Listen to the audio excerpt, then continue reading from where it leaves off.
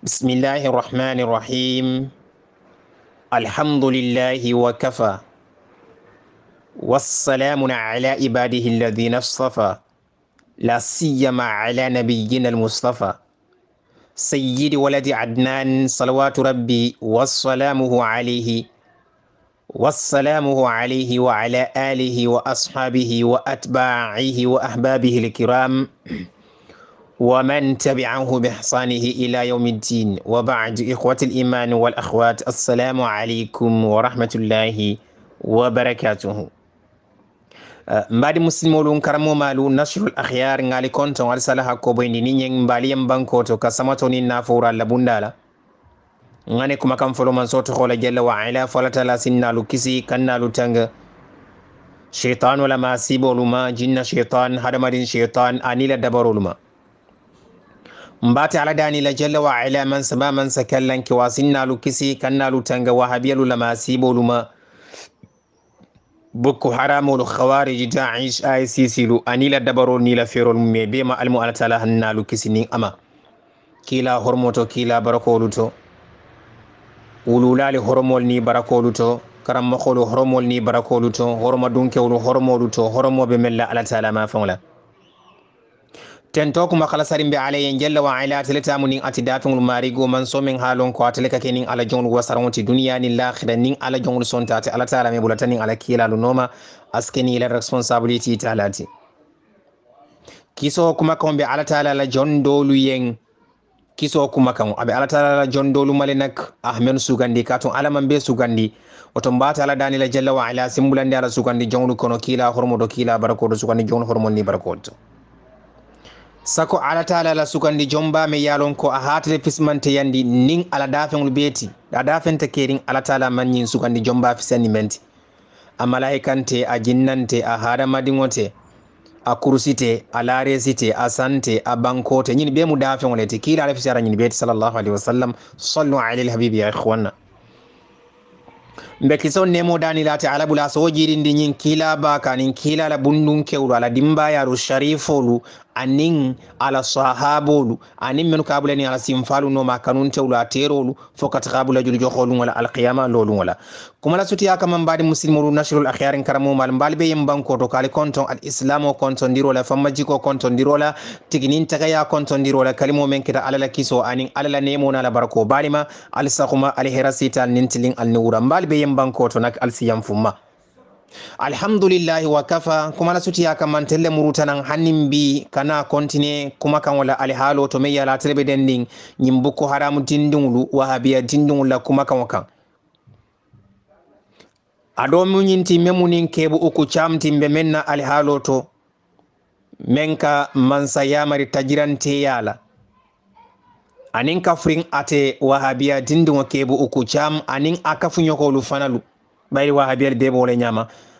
ko nga fo nyami na dron ne audio kono la nun audio menta mita audio do nyin kono wahabiyal nim man sawo man sandin ka ke salete man samu tajirante reti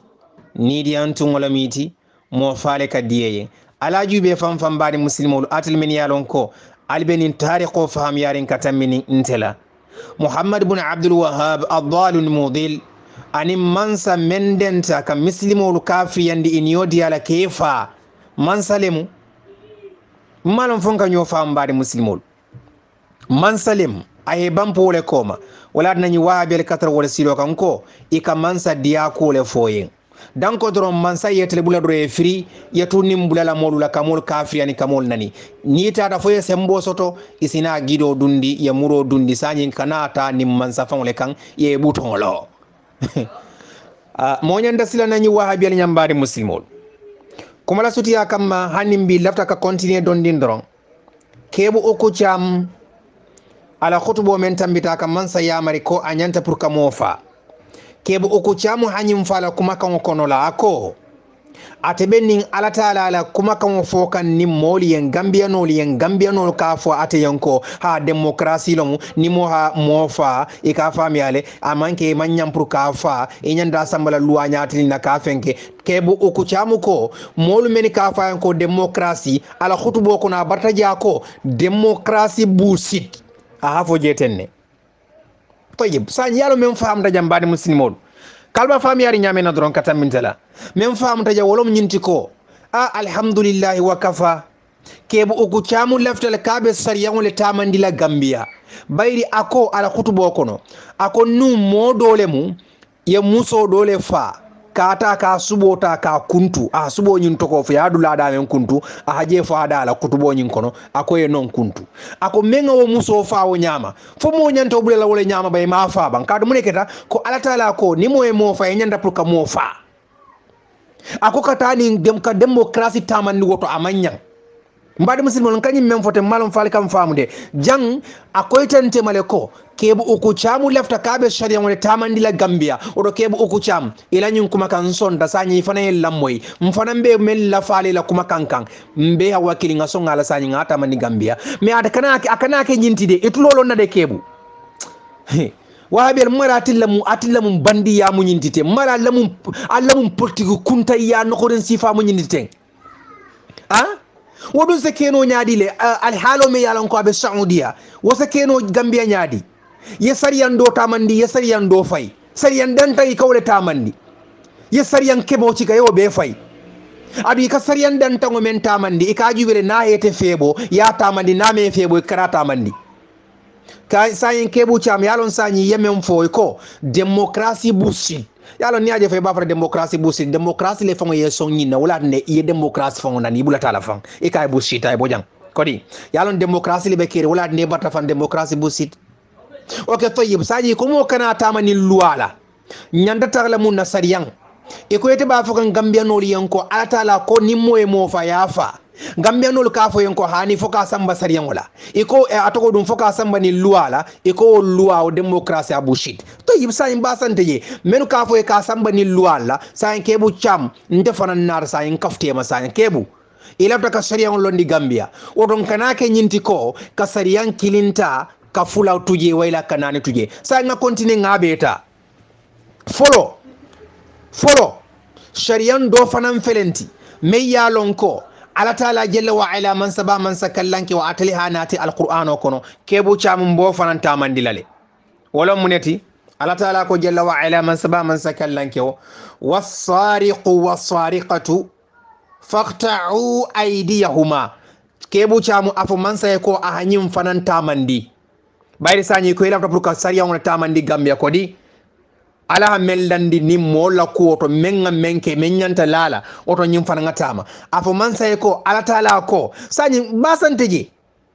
bari tafam yalon ko yakuma kan men fo yakulu bale akumula fo yetajranti yale fo yemansa fasani nidi yala kam mansa bula ka hakuriya ke kamulu tilimbaliya sanyi mansala mo tilimbaliya me yaya mara yobo ni muntu ale fo muntu kebo atlu altatu labang okay sanyi toyibu nga continue ala taala ko jela wa ala man saba man sakallanke o sunke nin sum muso alinin ifulolu bulo kuntu kebu cham nyin kafu nin sariya nyim fanama o fananga tama gambia e ka fami yale o fananga tama je kebu ala taala ko kote jela wa ala man saba man sakallanke o nin alquranul karim kono molu la ko to men ka molu kadafi ede kebu o ku chamu fam folombe folole sariya na wala afu mansa ya awo fanan bulandi sharia kono mbe folole sharia na wala munati al qadifu kamo tuhumi genola ide kebu uku chamla kutubo buka diye bulula ila diamo buka diye bulula foyetra fo kanko ha nyi molu molleti men yalonko ikatara musolu gene kanne ni musol nati ya mori yala dore ke gene ifele ke khajafi inene meje inya maje itlu mamoy namanke kabutano ke kamol qadafi sa nyi fanan felenti afu mansa yeko aho fanan kafuni sharia mako tanke wo fana betta mala gambiale bari mbo fololete folole la busada nya tan say mbole kelela wo fana ala taala wo fana nati jalla wa ala man saba man sakallanke woton ko nkana fo be sharia ndo tala ngado tuje wo saudiya manya nin sharia men ngatle febo ale wota bara alkono saudiya nin nyaton ko hakuke ikenya kasu walale bar nin koman kol men mo lamfuri ngol to wole kuke do yafi be sadi Allah lawo kan o kulubali asifa o de tamal gambia de o kulubali yaleti o haram tale bari jahiliya waqto wole kake nin sembe ma hakuke bu ko sari Allah kan nin semben tan hakuke do sari Allah kan ngol be saudiya woto kebu chami lafta ka wole tamandi gambia sariyan ko di woto nyin sariyan sifa o de tamandi la de a bele be tamandi la normally mota jibe la mo kono la mala fe ka famiyal hani shari'an fan naye adama baro muta adama baro fana be busale hani shari'an adama baro kola man so man sadi nin shari'an ngamuta sa en shari'an ngabusa kodi bari kana ke nyindi shari'an nyaton ko muta ngotu jaman ko man ko muta ngobu bute la wakalla ka shari'a buso la waka hani mbadi muslimu alillam moy alillam moy alin ni wahabiyal bula donding ni wahabiyal ke fanke politicien mo politicien nogoring use la leti molu kan ya yalon ka fo ke bu fiti ya muta bang ingay bo meme funtiri fu ya muta molu meje bang nko kebu chamu ite koinola never and ever ite koinola ibe mansa ya amerika mofa le kana fo ha ite ba fo kan ne ko mansa ha mofa menga mofa wala mojo mati mo felenti muso fa fo kala o sufo dulata ka kuntu ka fam ka kuntu fo mo nyando sifa bulele le bang sa mbasante yenko ilafta sadengol tama nga continue bari sharia mem felenti nga fo mba fo le fo le la yalo ning sharia mfongo tamata alhamdulillah wa kafa ning mansa sonda ka sharia ngo tamandi Gambia banko kan wa belbe kila mo foloti men be bute la genola wa belbe kila mo foloti men bulobe kuntula wa belbe kila mo foloti inyanta men atoko dun sharia na khaja firola bayete la balu bebe ten e ka molo kadafi ibe pulundi ibe pulungla banko ke ka fal kanake ibe sunyaro le safo ko alkanake mbadi musilbol adi telombo ka haramoti ka beke mo falati ngola na kebu chamu nko sanyi mbasante je mo sariyan tamandi kodi ala taala ko jalla wa ala man saba man zakallankew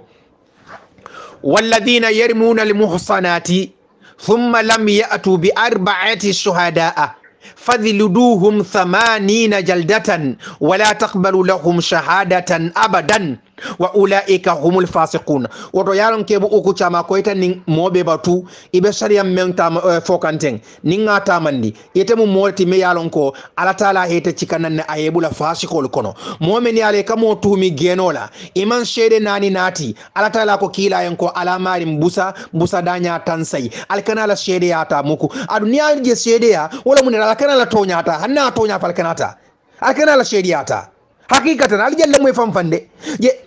sheria filendana ta dun akoita nyimmale ko alafta men sheria la tonyalem bar anene amole kadafi alata la ko kana la sheria ta odo kebu chamu ini nyoko ngbe tu mbal sariyan nale be pare alla sheria mota tala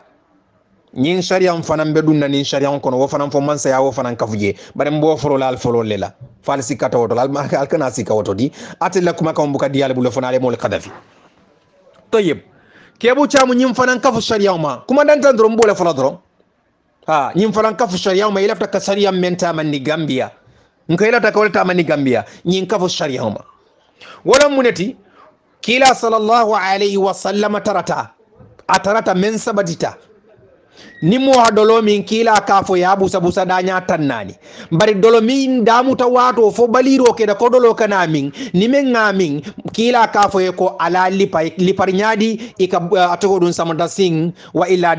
atogo dun ibali pallipa na samanda sin animbulo ike lipa wolela bari men nata sabati wala mu nyinti ko busarole nata sabati dolo min nalla kote ke busa danya tannani kila dolo min nalu molu yamar ka dolo min nal busa danya tannani sayyidina Abubakar Siddiq fana hakada la nyaton kayato dolo min nay ke busa danya tannani sayyidina Umar la khalifa yato ateka dolo min nal busa danya tansai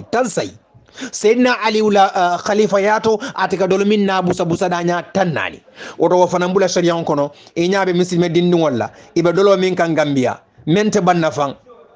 kombo dula jamal biye nita de kadolo dolo mbuso wayla dolo kopo wayla dolo bidon dolo wero e katra be jolondi oto fana be kila sharia ndinko ate kila nin saudiya sharia wonti de menge febo yo tamandi memme febo yo fay hani shay lafta ka sharia wala tamandi wala de ko mansa ko anyanda pour ka mo fa kodi bari ko yete ma foko mansa ta modu la suwo kono la ka boy molu kan kamol fa e mo fo kodi saji yemune fo wala nyinti ko loi manyan na tamandi la Gambia sako ba fala ko democracy ibarte la kutubo kono ko democracy bullshit yalo ni ay ba fala fan democracy bullshit democracy le fon yeso wala de ko democracy bullshit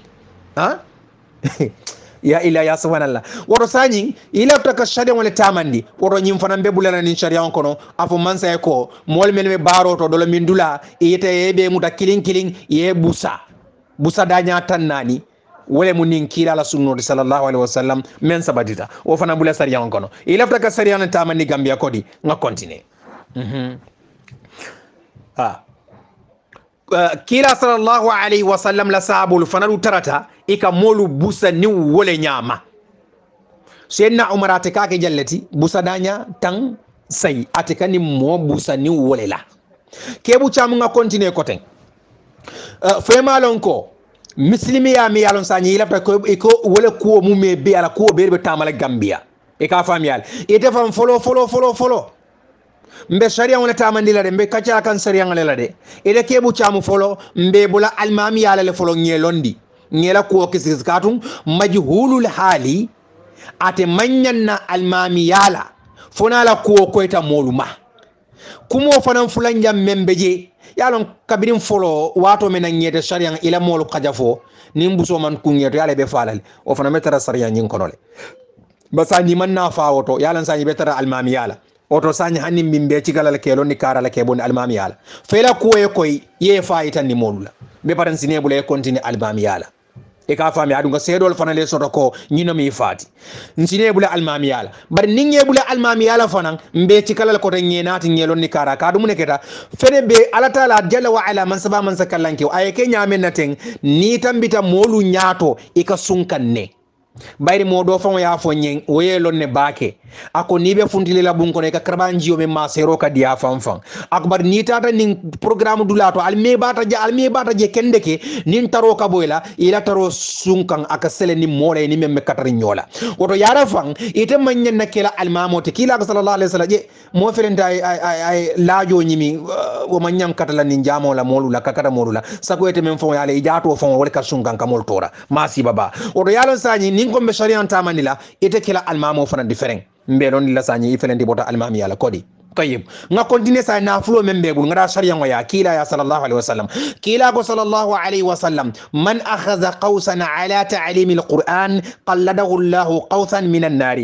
kadinno karandi alqur'anu la kasaramu da kila ko haram tale jahannama kimale beyen kima tambe bole den ne kanna o sañi yek naflo mem be muta dinnu bulu foyewo bunjangulu lo foyewo moto nyummalu sang foyewo musunyummalu sang kebo musunyummalu nyining kebo oku cham godo nyim bebe busle bulule kadi module yata ni membulula sañi yalan sañi ibetara mun kono la ibet kela nim fukarote alala kiti oto ibetala nin senole la ni hatara kena be bulu malam feka fa ngata masariya ngala de kebu chamo itele lafta ko be sariya ngala tamandi la gambia kodi basa nintije bari ifamu ya lonko yemmen fo mansaye ya mari tajirante yalela kila dun ko a haramu tale alatala ka haramu tale mo kana mo fasa nin nidi yala mo kana mo fasa nin tajirante yala mo kana mo fasa to nyindirola mo kana tonya nakari bari te ka tonya nakarle e ka mo fasa nidi yala e ka mansa fasa nin kuryarula be pare lafta pour que fanse nyandi e ko ete kebu chamu ni yaje to ko manse ko anyanta pour ka mo fa yenyi muso la ko pointe muso men fa e ko fo mo fa menga mo nyim fa fo mo nyando bulala le ba basante ji sa sariya be tamanda barin kana ke ni saudiya sadianti de a beri be tamandi la killing ni mu dondi nguleti doron sharia wul ko na nyanta la menu kan kaboni jama kono la malum fe ka famiyal tayyib nyim mfana ngajine chika kala fa ila sharia wakan sharia me yalon ko nyanta pour kata mandi gambia kebu cha mun tebe fe sa ngani men fo e ben fe ban fo eten fe ni ben fe basante je nga stade bi fan nyete folo nge sharia kadi kamul men qadafi ya saydol nati ni man shero nati nge sharia ni man fa bu so kono la aha nge bon almami yala ko ka cada te nyamen ngela nafulol ta ye nafulol men ta modul ye karandi mbeta ma sharia wala de kebu cham aha toyib sañi febe sonnama foyde sonnama ni sondama ngake ni man somma wote fana men foko dun se keno nyaadi abula yetamanin luala ite si sari on londi no gambia nabe londi la wota bele be tamani la kilinte kela kilinga bulaje la wakalla toyib kumo fana nam fulan jam fana kebu cham lafta pour quand même foyen ini enyogo wahabiya yalon kebu cham ite qasara tale yenyum foyla kuma kan kono la ibulata ning mola me yalo nyaton kabalem ati adun afana be mansa ya nyinin kan ibula taala bayri monte gambia momon nimbe gambia kono la ni hatara loyan ole mati ka fa loyan ibula te bela tu sani ni alatala nata na kiti ite jannabula nyim menna ani nyogo wahabel men yalo ka fo ko nyim mo kari fo ka to ko fo ko mo kana carte fay nin ayen nin ala nata kiti wo mo kari sita sani albe kala nyaadi yalon jang ali ala fambula jalole kono bari kuma suti akama kila men fodron sallallahu alaihi wasallam wala sahayata momen yalon kom sam malutala kuwo ke mendiyate yen kuwo fo mendiyate yen e ka fam yal nuwante hanni hatara manke ku kanti yemman sabunya nyamen na inyanta alifafa nan bunya la wonyama kila la hadiso do na da me yalon ko bunya a hanati damen na mansanin keba a hebeta takinyolale mansanin keba beta kinyola sayen pourquoi pas atel ko albe mansale bunya la membe siring alifa memu alifati hanni hatara mantra amari mantra amman ya nyinina alifa dron munake na atel buka alifa bunya yalo nyin nyanta ko ilala ko ateli be mennoma wolom nyinti ko fo mansa sinin ateli bula dron ale firi ale tele nin alla nidiyala ale tele molu kafiyandila ale tele molu nanila wonyama ale tele bula la alifarula ale tele ni alla kuma kuntam bela ni mansa bale bula din dron ka firi dron woto ateli be tero mansa fasa kanne an yataro mansa be ko ke ka me yalon ko is ondon dana tambolem wole ba la ko woto adun wole fanan koita alla ko fanan wala fundita je membe lanken marin amanka be finni jede akoyta le fere moluma alla ni al halo nyin koyta le fere moluma adu ngali lonne fanan yo say nin ala nada ke o marin sita atel le kafo de atel le kafo ko al ko alte falinna alla kuma kan wala ali te kebu chamu ite ya fole iko ite fem fo ite falinna le be tulani wole kan oto na marin sita bulala fanan ni mu kebu chamuti kuma na tuti ya fanan kamma kebu chamu la pour quand même foyen inyanta pour yalon inyanta pour yenyul lom fanfan kebu chamu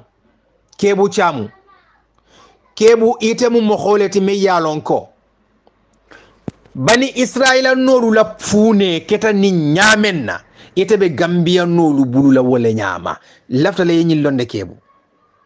wodo kebu silan alalas kebu bo fitno balundila nin gambia bankoka kebu nte wadon kamiranite foyete fam fe banke gambia noti bam malon kebu ila ko bala fa wata kebu ite tara fitno damma nataka nin gambia yen ite kebu ko cham ngamuru bang ni ko mansanyanta mofa la menga mofa sai muna kende ko yaya jambe mo manyan nakasamba nin kotla fo yaya jambe mam mofa c'est pourquoi pas ite ba fra sa mansa ni moy mo fa dro mansa nyanda pour ka fa ikana samba ni loi nyatil ne iko e sariyan tamani ngayin sariyan fana membe kacha sani wo fana kafila sariya ma be tama kilinte bola nin kilin koto i bele be tamandi la e ka famia basa muna kenda ya jambila ko ila ta pour mole wolandi ila ta pour mole wolandi munna odo sariya nyanda folo la ya jambe fam folo lela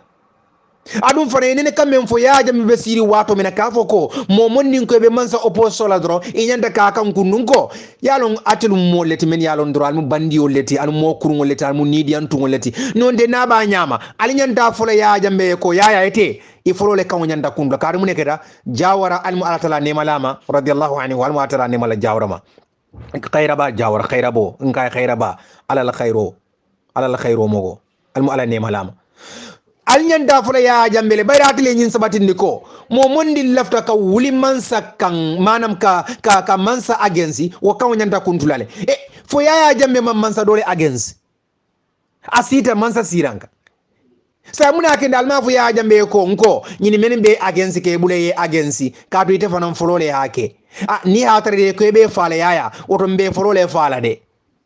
hakai bari ayaratin laku alla ko ko ita mul malaika fatil munafiqul ladhi dro muslim munafiqul wallahi alazim jalam batula le fon fisiyata ni muslim munafiq sifal de fisiya nyadi kadu mun ke ni la salo ni la sunni jakabo amu me be tu abe tu ite bita jahannama daminna ite munafiqo muslim munafiqo bita jahannama daminne be duna yankato men kono jalam batula fon tita woto di kafiro mantra takala woto di fema wolon muna ke dal mo fo ya jambe adun albalon dinne ko ya jambe lo mo fa me yalon ko akake wa bel men dabo mo fa nyinto asiyata mafude murota e mo sode mafude gidota e mo bunde kila ko sallallahu alaihi wasallam hada madi ngoni mo ma ko e mo fala hannake da kuma kan tidron kuma kan ida kebu chabu felenti mansa ma ko e kam mo fala kuma kan wala ni mansa nata mo fa idabo mo fa nyin konole sanyin fo wodi wa bel min yare idabo mo fa kono yaya jambe jamano wala ne ba alba fo kam ba mo manjan yaya sambala kot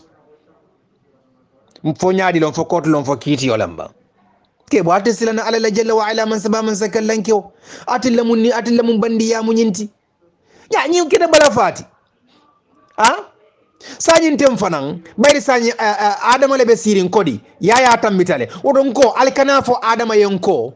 ni moye mofa wa illa ya fo adama yanko ni mo lafta ka be ni wulila ka bula mansa nyato pour ka mansa aposiso e nyanta pour ka fa ni men ko mansa agazila e nyanta marim falale janni ko fo afa adama yanko adama be folole fala ka dum ne keta ye ya jambe agazile sita janni al kafo ni ya jambe fo adama fanaye an nyanta fo ya jambe fam folole ya ye jawara agenzi sita mbadu nge folo kanatege ya ilayas nko wo saudiya sariyan kuntan sifa de tamara jande sariyan mengete febo jahili wala baro sifa mo alto mo kumma ale sariyan boyndi woma alto ko man ko ale afa sariyan lola wakam bari famo yalo wala benin saudiya sanyinte ne sariyan man dunia banku jubal be kerin sariyan be tamakan damenna 100% abe munto ya ilahi ya subhanallah kebu chamu alsila alala kon kuma la sutiya kama nganyine soto mbemem foleni yen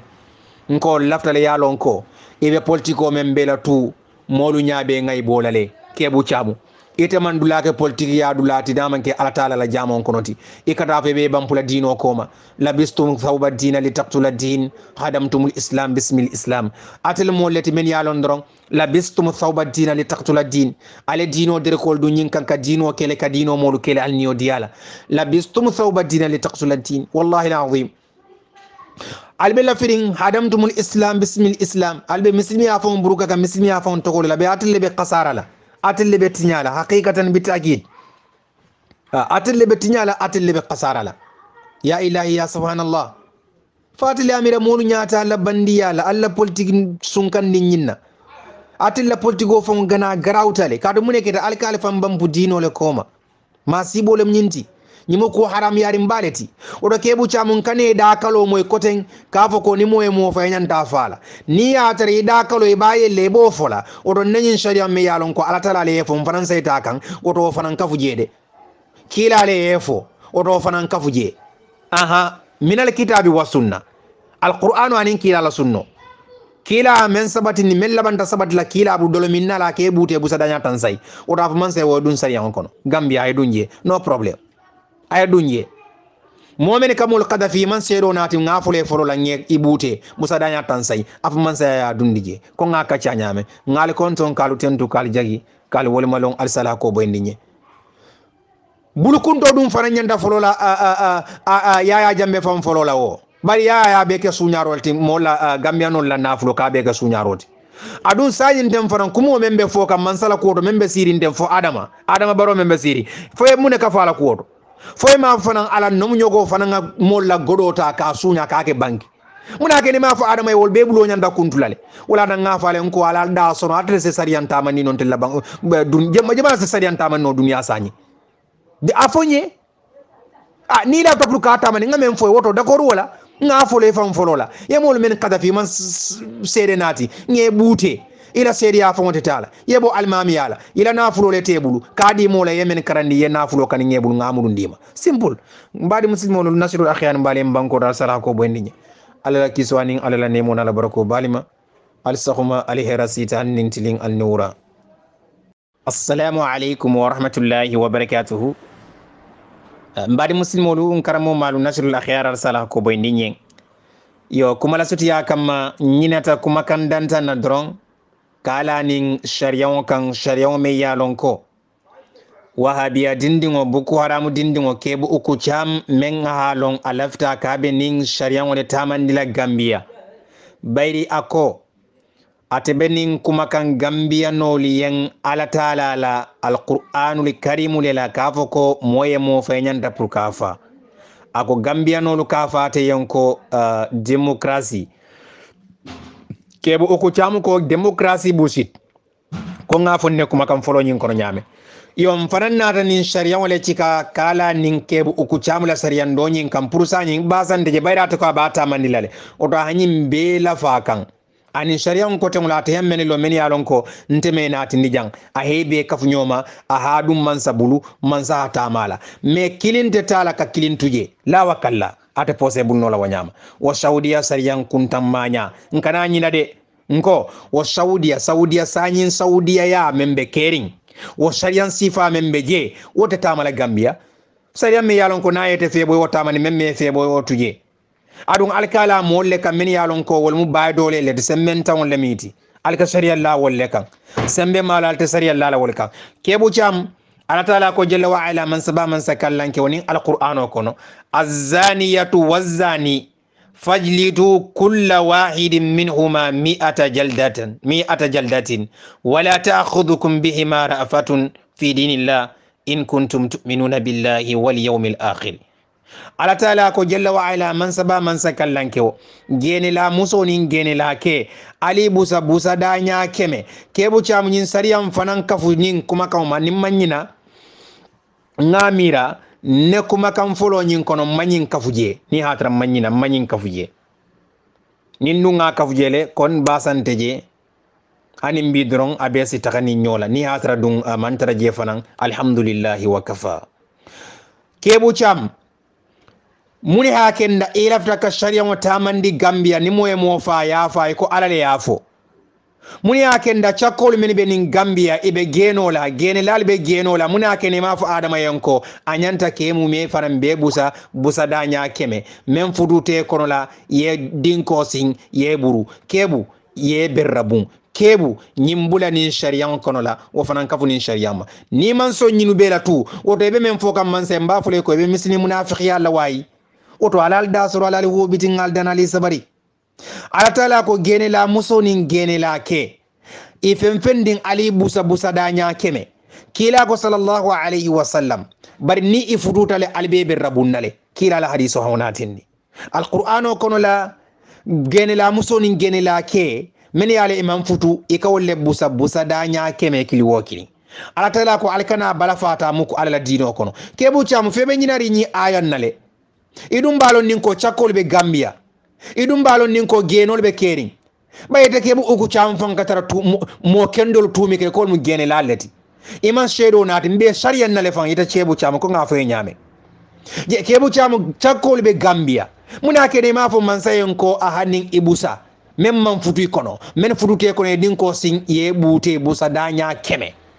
odo fanan ka sharia maro be tamalalde alale wo fanan fo jalla wa ala man saba man sakallanke o alkana balafa ta fereng san kebu cham balafa kuntije moye mo fa basanteje moye sunyaro ke abulo putti basanteje moye geno ka busa wayla dinko asinga aburu ayebun basanteje kebu cham nkoye ko démocratie abushiti wala fokodi basanteje mo kajafi aman shedo na de ko de kebu uku chambe nyamenna ka busa danya tansai moyo dolo min gambia te banna je muslim dingol be dolo minna ka bute busa danya tannane ko ka chata nyamen kebu chamu baso basan ndi yesa ha ta masani ibe so da nyini mu me belale de ni man so nyinan kane da kam moy koteng ka fu man say ko mofa menga mofa ibule ye luata man dia kan hakikatan ibe do tala nyaadi ka do bulaji waskeno nyaadi ha alatala ko alkana bala fata ni alala indino ko de ni atra albe dankin albe lari alatala la jalla wa ala man saba man sakallanke albe sonni alama albe limani yarin alala albe tongondi yarin alala albe lari nyina ko alqiyama lungo fanambe silale alqiyama lo lungo be silale oto alkana bala fata je nkari lo nyinti mbadi ngolo nyinti la alkana bala fata ali sadian lakan oto bala fanti je kebu chamu Allah taka sare wona tamandi adum benyil lon nin ko nin sharia wona tamata abe folola nin atil wahabiya fololela atil boko haramul khawarij da'is ICC ngaramu mal ngal konton kalu tentu kal jegi al sala ko boy ninye alala kisona la nemo ani alala barako balima al saquma al hirasita nin tilal nura